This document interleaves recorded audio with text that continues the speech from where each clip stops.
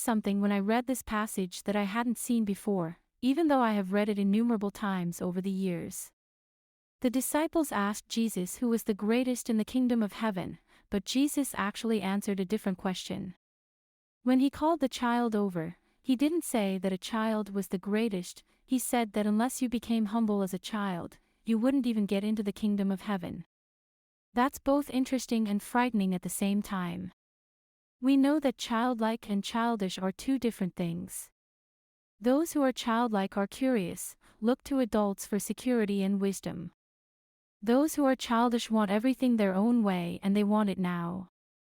Jesus is telling us that we need to look to the Father for guidance, for security, for wisdom.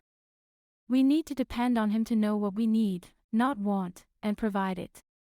We look at what we have as blessings and don't worry about what we don't have. We use the gifts we have to the best of our ability for the good of others.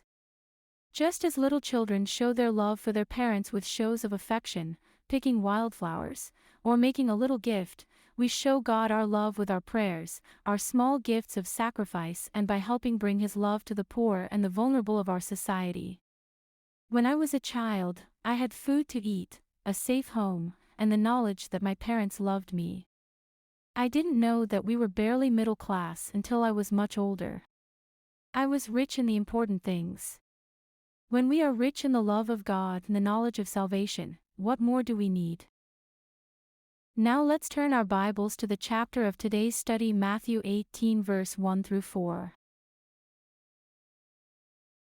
At the same time came the disciples unto Jesus, saying, Who is the greatest in the kingdom of heaven?